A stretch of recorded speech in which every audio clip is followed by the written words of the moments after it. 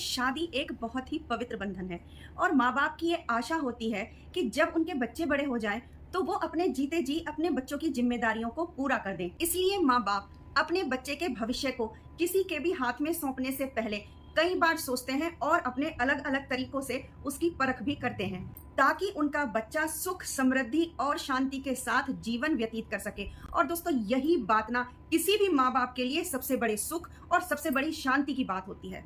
तो दोस्तों, आज हम अपनी वीडियो में इसी चीज को लेकर बात करने वाले हैं कि अगर आपके बच्चे शादी लायक हो गए हैं या आप अपने बेटा या बेटी की शादी करने जा रहे हैं तो आपको किन बातों का ख्याल रखना चाहिए। दोस्तों, कोई 1.5 दशक पहले मैंने एक बात नोटिस की थी कि जब शादियां होती थी तो दोनों परिवार, लड़के का भी और लड़की का भी, एक दूसरे को बहुत महत्व देते थे। लेकिन अभी पिछले 10 सालों से, जब से ये लव मैरिजेस की संख्या बढ़ी है और इंटरकास्ट मैरिजेस की संख्या बढ़ी है, तब से एक बात का बहुत प्रचलन हो गया है कि भाई हमें तो लड़के से मतलब या हमें तो लड़की से मतलब, परिवार का क्या। तो अब जो ये परिवार का क्या वाली भावना आ जाती है ना, तो इससे जो है ये सिद्ध होता है कि हम अपने बच्चों को पहले ही अनजाने में परिवार तोड़ने की शिक्षा दे रहे हैं, जबकि हमारी जिंदगी में परिवार का ठीक उसी तरीके से महत्व है जैसे कि एक घर का उसकी छत का होता है। अगर घर पे मान लो छत ही ना हो तो क्या होगा, चोर आएगा, सीधे से घुसेगा छत के रास्ते और चोरी करके वो भाग जाएगा। इसलिए लोग छत को बहुत मजबूत रखते हैं और हम क्या कर रहे हैं, हम परिवार रूपी छत को तोड़ने की शिक्षा जो है वो फ्री में ही दे रहे हैं। आइए सबसे पहले बात कर लेते हैं लड़की के संदर्भ में कि अगर आप एक लड़की की शादी करने जा रहे हैं, आप लड़की के पिता हैं, तो आपको किन किन बातों का ख्याल रखना चाहिए। दोस्तों, जब आप एक लड़के को देखने जाते हैं ना, तो ये तो आप देखते ही हैं कि भाई लड़का अच्छा होना चाहिए और लड़के का घर परिवार जो है वो भी ठीक होना चाहिए, लेकिन कुछ बातें हैं जिनको आपको जो है वो ध्यान देना चाहिए। नंबर 1 बात है दोस्तों कि जब भी आप लड़के के घर जाएं तो ये बात देखिए कि उसके घर में चीजें रखने का ढंग क्या क्या है। अगर वो आपके लिए चाय नाश्ता ला रहे हैं तो उनके चाय नाश्ता देने का ढंग क्या है, आपको सर्व करने का ढंग क्या है। अगर वो आपको खाना खिला रहे हैं तो वो आपको कैसे और किस करीने से आपको खाना खिला रहे हैं, इस बात पर ध्यान देने की जरूरत है। यह जरूरी नहीं है कि आपने पकवान तो बहुत सारे बना दिए लेकिन आपके मन में भाव नहीं है। दोस्तों, उस भाव का पता चल जाता है, भले ही आपकी थाली में सिर्फ एक दाल और एक रोटी ही क्यों ना हो, लेकिन उस दाल रोटी को आपने किस करीने से सजा के रखा है, थाली को आपने किस करीने से लगाया है, ये आपके प्यार और व्यवहार का जो है यहीं से आप अंदाजा लगा सकते हैं कि आगे चलकर वो लोग आपके साथ किस तरीके का व्यवहार करने वाले हैं। दोस्तों, अब करते हैं नंबर 2 बात। दोस्तों, भले ही आपकी लड़की चाहे लव मैरिज कर रही है, चाहे आप उसकी अरेंज मैरिज कर रहे हैं या फिर आप इंटरकास्ट मैरिज कर रहे हैं उसकी, इस बात को ध्यान रखिएगा कि जो लड़के के माँ बाप हैं आप उनको जरूर विशेष महत्व दीजिएगा। क्योंकि मैंने ये बात अपनी रिलेशंस में कई जगह बहुत नजदीक से ऑब्जर्व की है कि जो लड़की वाले होते हैं, अगर उनकी लड़की जॉब में है और लड़का तो है ही जॉब में, तो वो सारी बातें जो हैं वो लड़के से कर लेते हैं और माँ बाप कौन, माँ बाप हो गए खामोखा। तो बिल्कुल भी ऐसा ना करें। जो भी रस्मों रिवाज से रिलेटेड बातें हैं लड़के के माँ बाप से करिए, जो भी कुछ इंपॉर्टेंट बातें हैं वो सब लड़के के माँ बाप को सेंटर में रखकर करिए। इससे क्या होगा, इससे उन्हें भी ये लगेगा कि भाई देखो, हमें भी जो है हमारे बच्चों की शादी में महत्व दिया जा रहा है। भाई माँ बाप इतने से पाल के इतना बड़ा कर देते हैं, उनका कुछ तो फर्ज होगा, उनके लिए कुछ तो जो है वो सम्मान होना चाहिए। तो ऐसा बिल्कुल भी ना करें कि डायरेक्ट संपर्क जो है वो लड़के से करें।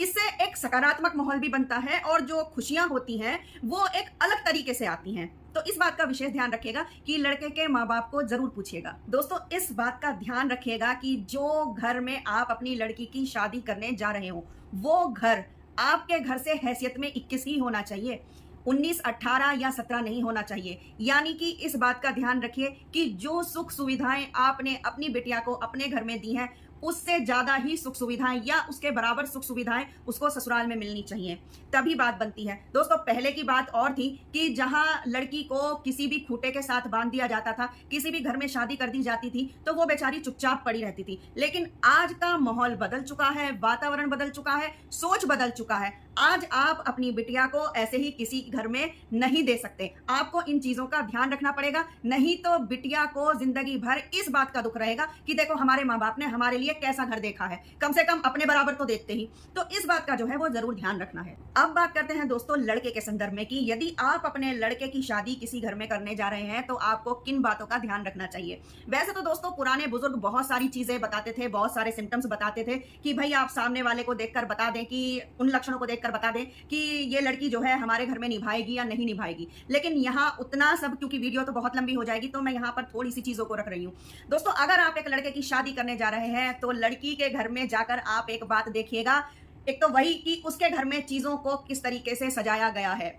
दूसरी बात ये देखिएगा कि जब उसके घर में आप उसके फादर से बात कर रहे होंगे तो उसकी माँ की कितनी भूमिका होती है। क्या उसकी माँ बीच बीच में बात के कूद कूद कर पड़ती है जब दो पुरुष बात कर रहे होंगे, और वो अपनी बात को मनवाने के लिए पूरी आतुर रहती है, या फिर वो अपने पति की बात काटती है।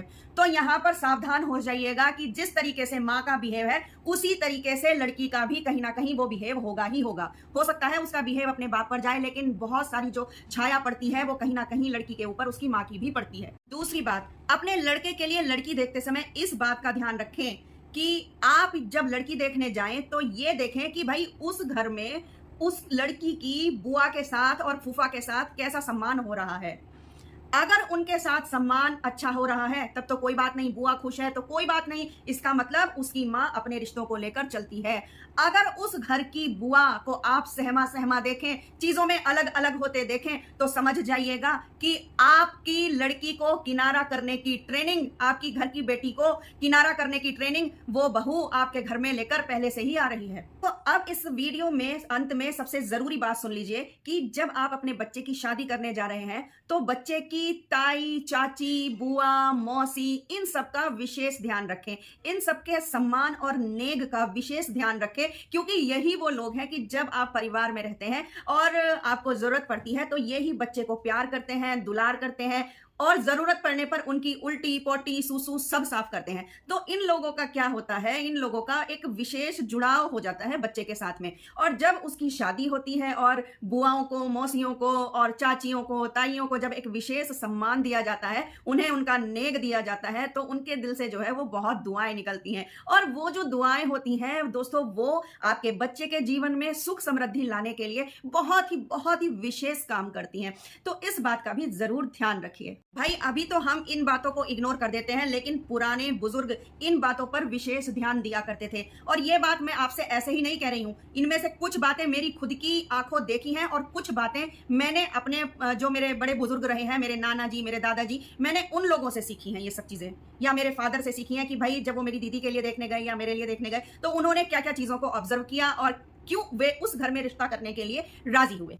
तो दोस्तों, ये आज की वीडियो थी। अगर आपको मेरी बातें अच्छी लगी और मुझसे बात करना अच्छा लग रहा है तो वीडियो को लाइक और चैनल को सब्सक्राइब जरूर कर दीजिएगा। मिलते हैं नेक्स्ट वीडियो में नेक्स्ट किसी टीचिंग के साथ। तब तक के लिए नमस्कार।